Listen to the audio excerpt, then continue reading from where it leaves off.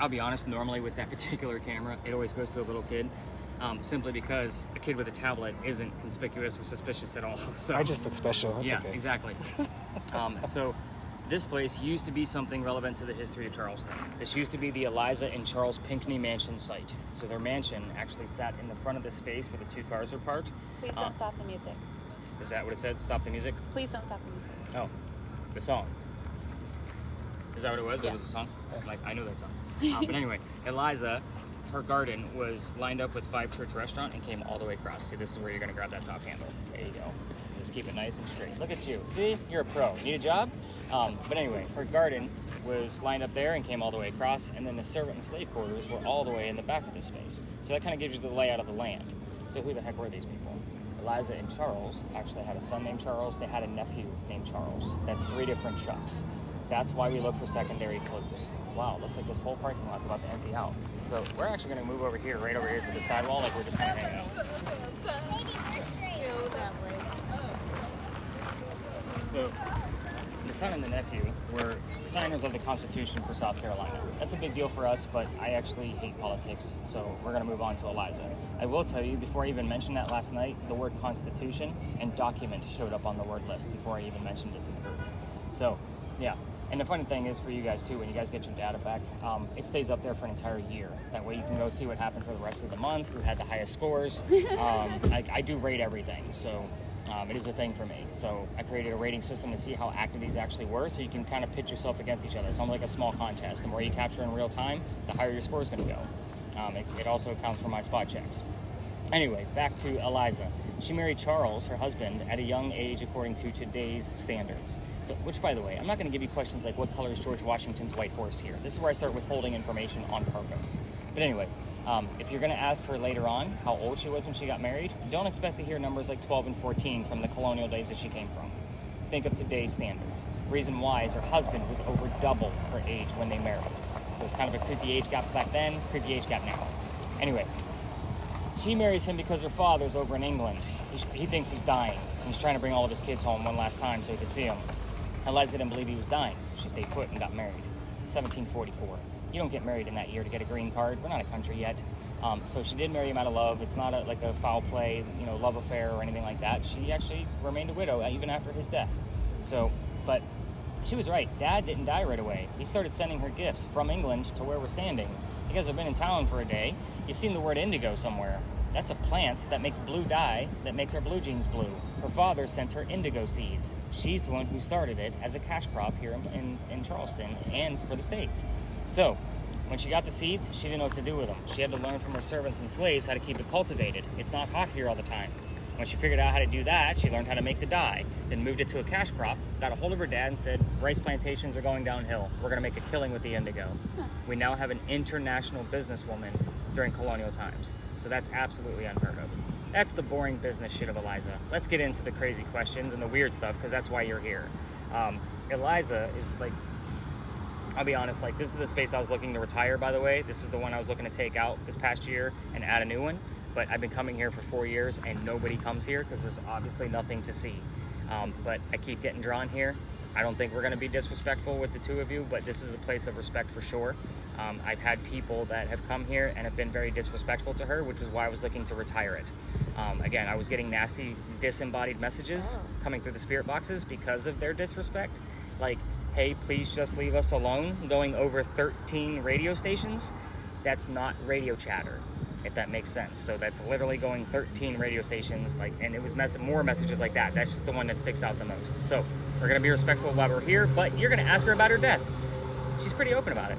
Ask her how old she was when she died, what she died from, where she's buried, and what president was a pallbearer at her funeral.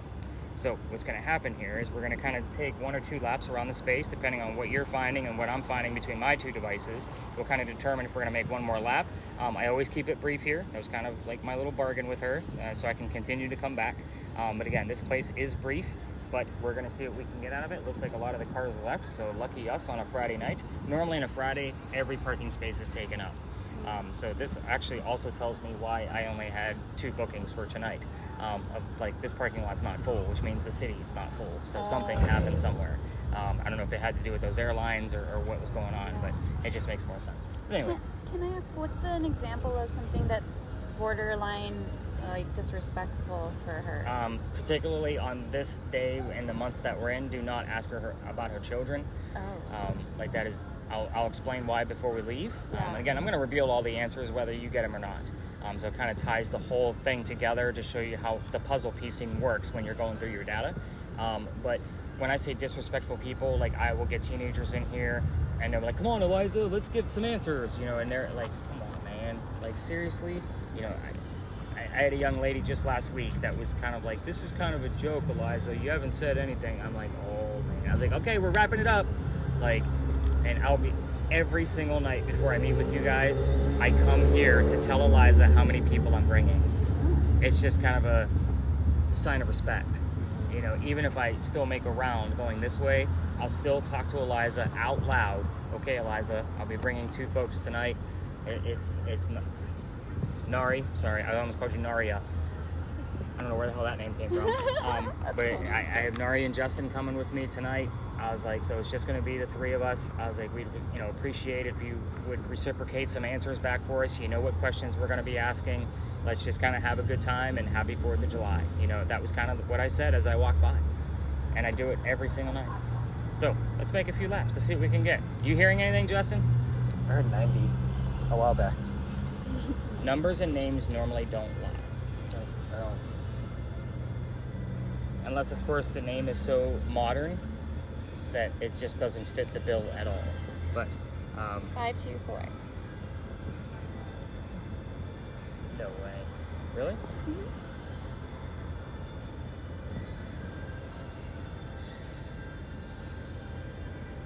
Yeah, that makes sense. So, and I'm going to verify this. Sorry, I had to stop and think about the dates. So in the month of May, Eliza Pinckney died. So that was May 26th. But I want to say that her wedding date was May 24th. So 524. So we have like something that might be tangible. I'm not going to confirm it yet.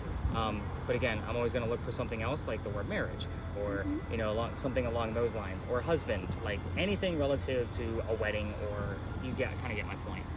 But yeah, I'm kind of like, is that the actual date? I know, you know, the 26th for sure is the death date. So I'm hoping that 524 is the wedding date, because I know it's really, really close to each other. So again, can't confer just yet, but we'll have links if it is. So I'm excited about that. That's actually pretty cool. Let's check our word list, just kind of see what we got going on here. All right, so we've already got 21 terms that came up. I don't see anything. Find me. Remember that the app is designed to scare people. Yeah. So it'll be like, no, no, no, the devil's coming, or some bullshit that'll come through. But again, you see how the words can be very generic? I don't see anything in here that's going to be relevant to either Big John's or here. So again, the only thing I do see is the word drink, but that can mean drink water. Doesn't necessarily have to relate to a bar. If you're getting my point, until I actually have something else that means something relevant to a bar. That's where I get excited. Like, oh, it says drink alcohol or have a beer, or something along those lines. We're going to do some hikes in Gatlinburg, so that's cool. Nice. You guys are going to have a blast with a lot of these apps on the road.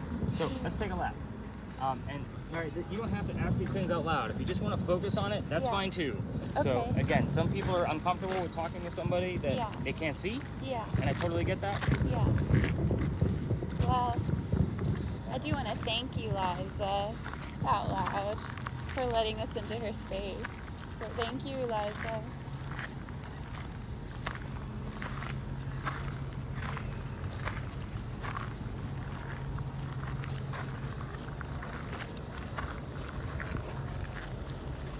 Is it okay if I put in both earbuds? Yeah.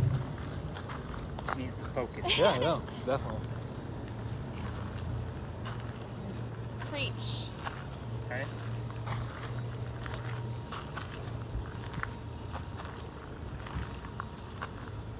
Eliza, what president was the father? I'm not getting anything. I'm kind of jump ahead of you guys to see if I can get anything higher.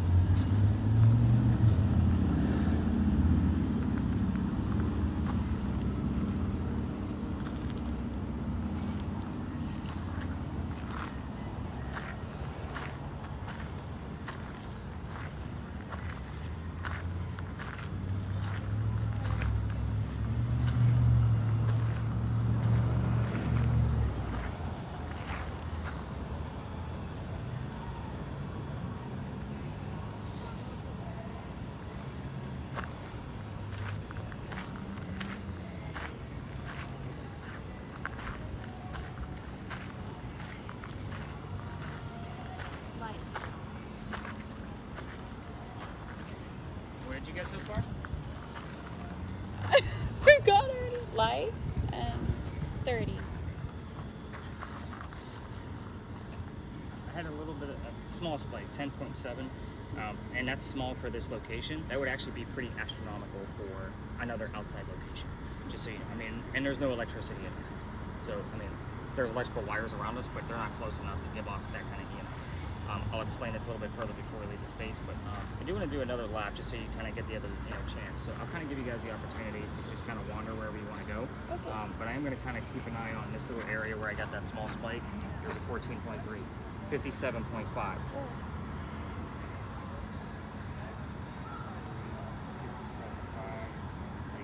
57. 60 months? Every 7 months? So it's almost like you have 67. You have 60 months and 7 months, but the number 67, if you look at it as kind of a whole.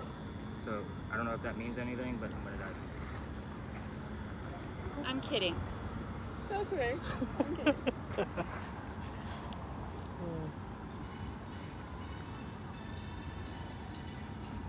Give us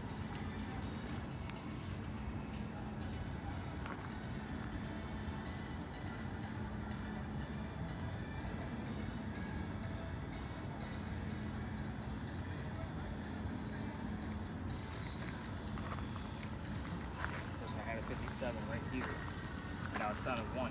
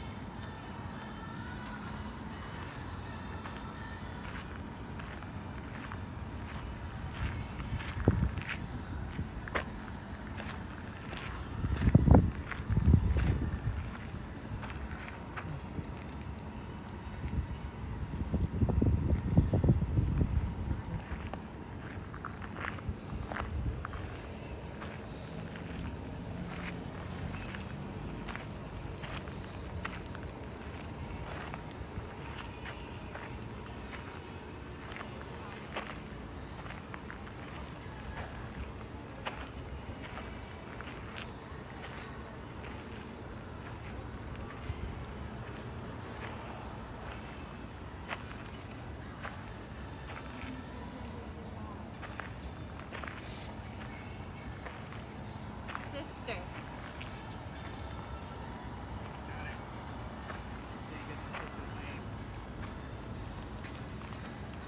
City water.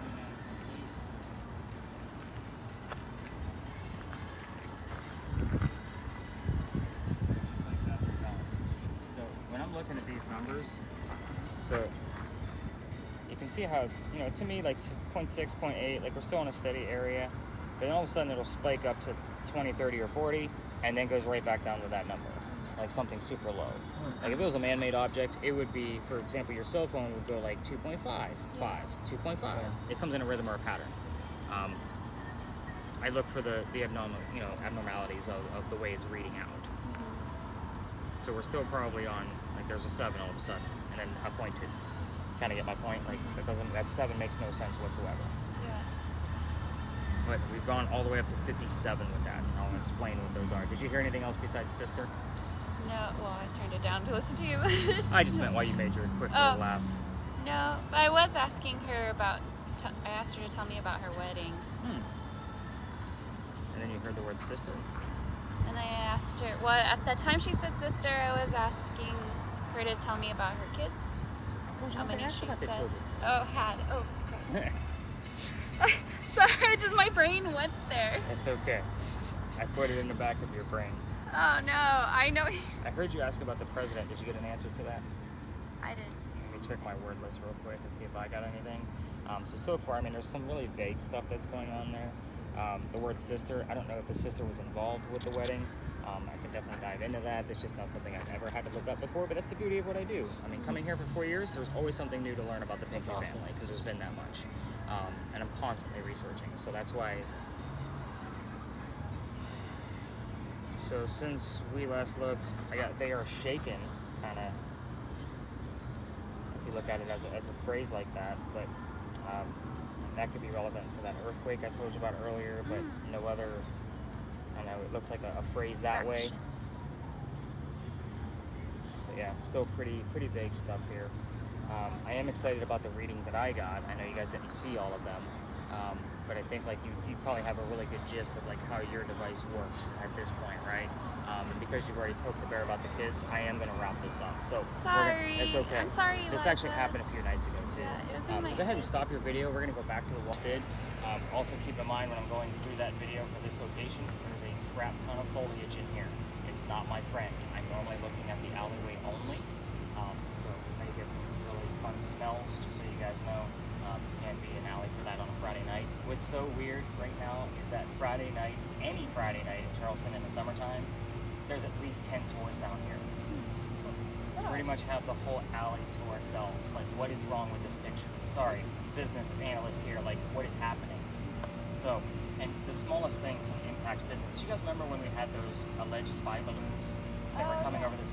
So one of them was taken down in Myrtle Beach. That shut down our airlines. I had to cancel my tour. Like, it was like, I think I only had 2 people, and I offered them the same thing I did for you. I was like, nobody's booking today, you just want to move this to tomorrow. So, because nobody that was coming into town that day was booking. So it's kind of like the smallest thing can influence the craziness. But anyway, back to why we're here. So this is Philadelphia Alley. So this used to be called Jewelers Alley. This is where some of the duels used to occur for the city of Charleston. So, yeah. Simply, and I say one of them because dueling was illegal, so they had to find a hiding spot. This was one of those spots. Here's how the story goes. Every tour that comes down here tells the same story, but I give you a little bit more detail because obviously we need those for the communication devices, which by the way, I haven't even checked my word list. The word toads, that's funny. Yeah, nothing. Wow, this is being really weak tonight. Last night, it was super helpful. Tonight, not so much. Anyway, here's how the story goes. A doctor moves down here from Rhode Island. His name is Dr. Joseph Brown Ladd. If you hear the song Brown Eyed Girl, it's not coincidence. It's part of his name, and we get it all the time. But anyway, he moves down here because he's supposed to get married to his fiancée, Amanda. Amanda just inherited a bunch of money from her dead parents. She has an attorney helping her out with all of this cash flow. The attorney thinks that Dr. Ladd is just after Amanda's money, so he tells Amanda to get rid of the doctor. So he comes down to Charleston from Rhode Island to prove that he's not after her money. As he's coming into town, somebody set him up, his coachman set him up to be robbed and killed. It wasn't a good start to his stay in Charleston. So somebody was walking by, seeing what was about to happen, because he's a local, and his name is Ralph Isaacs. I'm going to stop there because Ralph has the same initials as where the doctor came from. Rhode Island, Ralph Isaacs. We were getting the letters RI all the time on that style of spirit box. So to verify it, I bought the new Envoy device, which is basically a digital Ouija board, and it just moves a cursor over the letters and uses EMF to be able to stop those letters. And I was waiting to see if we were going to get those RI letters consecutively. I've had the device for about 6 months, and it's been about 5 to 7 times that we've had it as I'm talking about Ralph. So now we know exactly who it belongs to. But anyway, back to Ralph. He tells the doctor, dude, you don't want to stay here. I know this guy. He's going to try to kill you. Come with me to 59 Church Street. You can rent a room from those friends of mine, and you'll be safe and good to go. The doctor took him up on the offer. They became friends. The longer the doctor stays here, the more money he's making. He's proving his point that he's not after Amanda's money. So Amanda gets wind of this. She's moving down so they can get married. The doctor hears about her coming down. He becomes known as the Whistling Doctor. Here's what I'm going to tell you about a whistling ghost. Every haunted city has one. It's a cliche. Ours is a doctor. There's proof of this one, and hopefully you're going to be the one to capture that. I'll get into that in just a minute. Back to Ralph. Ralph and Dr. Ladd go see plays together. They can't sit next to each other because the doctor makes more money. He gets better seats. So that's the way the hierarchy works. So they talk about these plays on the way home. One night, they go see Richard III from Shakespeare. On the way home, they're arguing over the new actress that was in town. Dr. Ladd thought she was great. Ralph didn't. The argument turns into Ralph insulting the doctor's fiancée, Amanda, back home in Rhode Island. It got very ugly. They went their separate ways. I told you Ralph has friends around town. He goes to the newspaper, he puts an ad in the paper, telling the whole city of Charleston what he thinks of the doctor. Kind of you're a disgrace to society, kind of slap it with a glove kind of mentality, right? The doctor saw the ad, but rebutted with, let's go to Jewelers Alley. Let's settle this once and for all. Keep in mind that this whole argument started over an actress that they don't even know. So they came down, they took their 10 paces away from each other, they turned, the doctor points his gun in the air, and he shot. He didn't want to kill his friend. He just wanted to have the courage and bravery to show up to the fight and hopefully forgive his friend. Ralph has this one bullet from his flintlock. He puts it in the kneecap on the doctor. This is the story I referenced to earlier, in case you didn't catch on to that. So So the doctor didn't die either. Ralph proved his point. He's still pissed off, not willing to forgive. Doctor's friends took him home to 59 Church Street, where he dies 10 days later after refusing medical treatment and dies on November 2nd of 1786. So, why did he refuse medical treatment? The guy's a doctor. It's 1786. Gunshot wounds aren't like what they are now. He probably just tried to bleed out the lead poisoning himself. In fact, he couldn't do it, and he died. So, every ghost tour that comes down here tells their guests, listen for the whistles. Right? It's always quiet down here, except for that really noisy air conditioner. You guys are going to see when that shuts down. It's super quiet down here. Oh, and the cicadas. You guys have that problem out there in Hawaii? Cicadas? Yeah. It's funny because I do have the word toads that just showed up on my word list. It's so weird. But anyway, the cicadas have been bad this past year. I think it was the end of last summer. We had a big infestation of them. I was screaming over top of them during the tours. It was bad. But anyway, but every tour will tell you to listen for whistles. What I'll tell you is you're recording audio at the same time you are video, which is why I had you turn on your recording. And I also have a voice recorder on me. If the whistle's going to be there, it's going to be between the two devices. You don't have to check it for yourself, in real time. However, if you are going to try this whole method for yourself and go all the way through the alley, I can't take you all the way down to the end. I'm going to tell you why, because I got kicked out, and we're going to get into that. That's the fun part of the story. But anyway, turn on your voice recorders when you guys walk through here, unless you're leaving first thing in the morning, and listen for whistles in the recording later on. What I will tell you is that every local knows the story. Anybody walking up and down Cumberland or Queen Street throws a whistle down the alley. We all do it. So just if you do hear a very distinctive, it's a person. It's going to be very faint and sound like wind in the background. No wind comes down here. So just kind of keep that in mind. But there's other accounts where people say that they hear gunshots. I have at the 4 years I've been coming to this location, I've never had any account of gunshots coming through audibly, but I have had whistles we couldn't debunk. We've also had the word whistle show up on there and whistling parts of songs and the word doctor after it. So again, put the clues together, you get my gist, and Justin's like, damn, I could just see I want to do this for a living. But anyway, let me tell you how I got kicked out of here. The alley didn't go all the way through this way before it was Dueler's Alley. There was a wall halfway between us and Cumberland Street. That's because this is where they kept the livestock for the city of Charleston. It's a major city. There's not many places to keep it. So this is where they kept the livestock. What does that mean? The bricks on all the way down at the end by Queen Street are older than the bricks we're standing on. Those bricks are sun-dried bricks from slave children. There's a full handprint from a slave child down there and fingerprint swipes from other kids on the other side. What I will tell you is that I would always take my guests down there when I first started doing this to show off the history. We all need to see how far we've come from slavery here in the South, right? However, I also treat that brick the same way I do a grave. That's the last place you're going to find that kid. Nothing's going to happen. November 26th of 2020. Remember this date distinctly. I took my entire group down there, and they're all huddled around that brick with all of the equipment that I handed them, waiting for something to happen. I'm trying to shoo them along because I know nothing's going to happen, and it's outside the kitchen window of the beautiful mansion at the end of the alley. I'm just trying to be respectful. I didn't know I was out of bounds for tours. I was in a legal area. So the new owner of the mansion came out screaming. My daughter thought it was great because my youngest daughter was on the tour that night, and her dad's getting yelled at. That's super fun for her. And we moved on. The next day was Thanksgiving. So I don't tour on Thanksgiving mainly because I worked for Walmart for a good portion of my retail management career before I started doing this, and I won't work Thanksgiving ever again. So you can understand why, right? But the next day, I got a hold of my partner that I had at the time for tourism, and I kind of told him what happened with the guy coming out yelling. And he's like, yep, there was a complaint that was filed, but I have to tell you, you can only go down halfway, which is what we're allowed to do, or you got to reroute the group. So I told my tour that night, I don't believe in this next story. I've never had anything happen at the next location. I'm a vampire guy, not a pirate person. So they all kind of chuckled. And I said, we're going to wing it and see what happens. So before we left, somebody heard the name Anne on a spirit box. I didn't tell them who we were going to be investigating, the famous female pirate Anne Bonny. So I was like, okay, maybe we got something. We go up there and told them what little bit I did know about piracy at the time. Again, tickets were much cheaper. It was first starting out. Somebody else heard the number 300 on another spirit box. I don't know what it means. I wrote it down. The next morning, I'm doing the data. We were there November 26th of 2020. Anne Bonny's trial for piracy, November 28th of 1720. We were there on the exact 300th anniversary of her pirate trial. So for most people, that's a wow moment. For me, it was like, damn it. Here's why. I have a master's degree in creative writing. Even if I'm writing fiction, I need facts and data to be able to create my stories. Pirate stories come from pirate lore. That's difficult to piece together for a factual investigation. That's why I was like, shit, this is going to take forever. forever.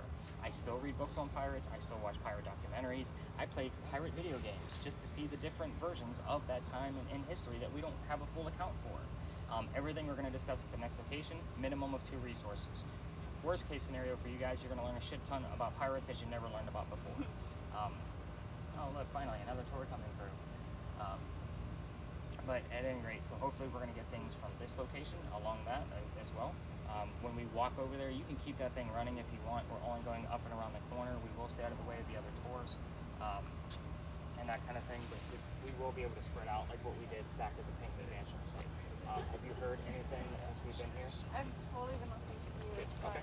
No, what are you apologizing for? Like, there's no reason for that. See, that was the word toads that popped up. And that was as about when we came in here, so it was before you said that you guys had rocks over there. Like, okay. They have it close by. You guys smell that? Holy cow. Sorry, I told you, I'm not a normal tour guide. Oh, by the way, there's a reason why I stopped at the gate too. Remember I told you that the alley didn't go all the way through this way? If there was a loser to the duel, they couldn't go out this way and go over to the cemetery, so they created this doorway. It's a shortcut to get to the cemetery. Otherwise, they'd have to walk all the way down to Queen Street, which you guys saw how long the alley was with a dead body, and then double back to be able to go drop the body off before they go celebrate with the winner. So this is what I call the death gate. The wrought iron probably wasn't put there until the early 1900s, but you can see that the archway is definitely part of the original wall.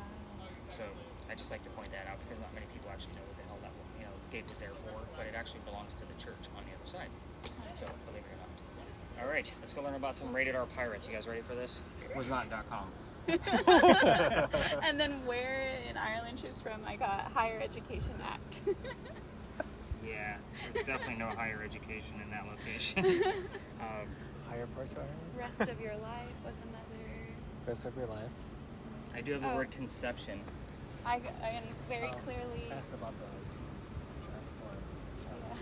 The word conception would have came up while I was telling you about it. Ah. And I already made $200. Oh, interesting. Good job, Ann. So obviously nothing relevant, right? So just fun to get reactions to it. But I'm still like, you could see like where that word comes up and you're like, what the hell does that That's mean? cool though. Yeah. It's a So, very specific word. It is. Yeah. And we don't normally get EMFs here. That's why I'm not like hovering over the EMF reader. If we do, it's exciting, just a little 2.5. I'm usually like, oh yeah, something's happening. It's not the Pinky Mansion site by any means.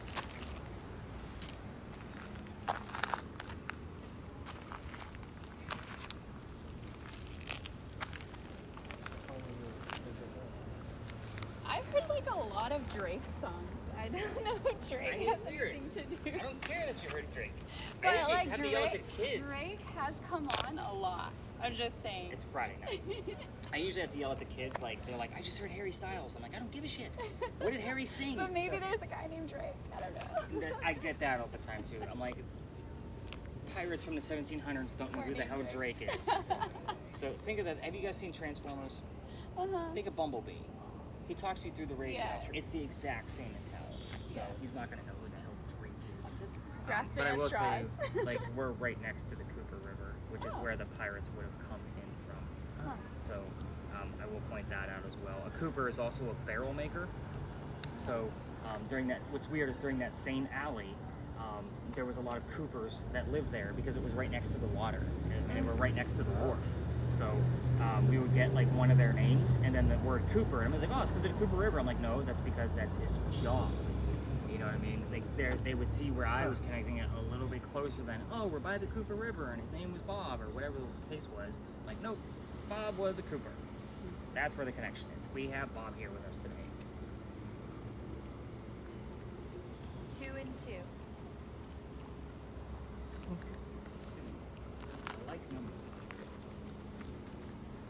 It's actually a pretty clear moon for us tonight. It's not even full. No. It's 92%.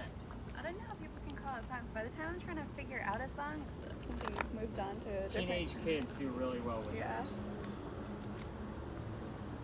and 2.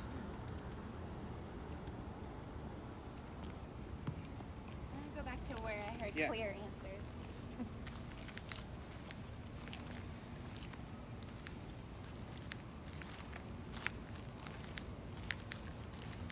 What was the name of your ship?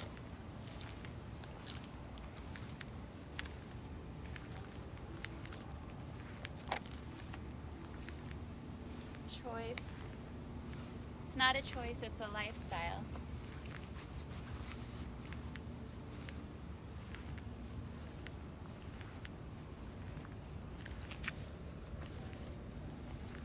What, can you hear it? Feel like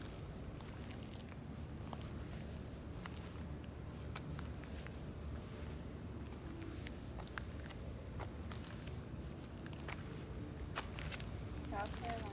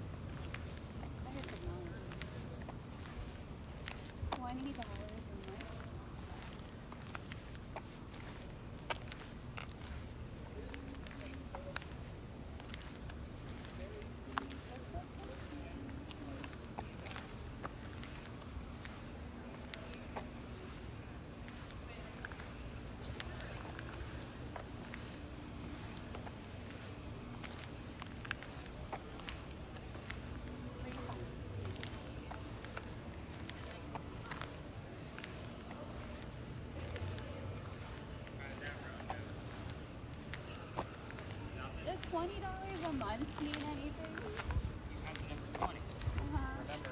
And the other time I made $200. So Well, but I'm looking at the number 20 was the year of her trial.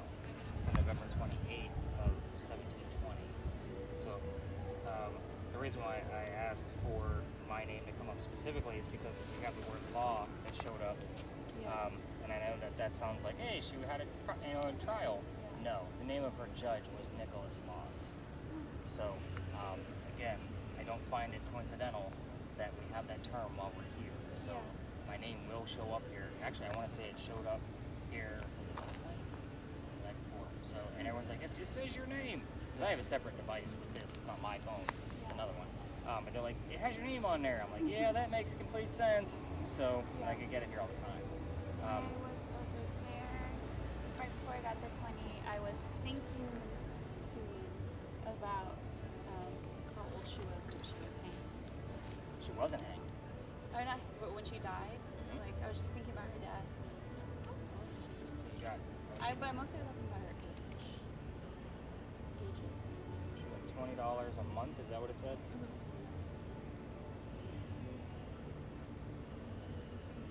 I don't know what the $49.79 is. Like that doesn't make any sense to me here at all. And then you had 2 and 2, which stuck out. Just very interesting set of numbers. I don't know what I'm going to dive into them.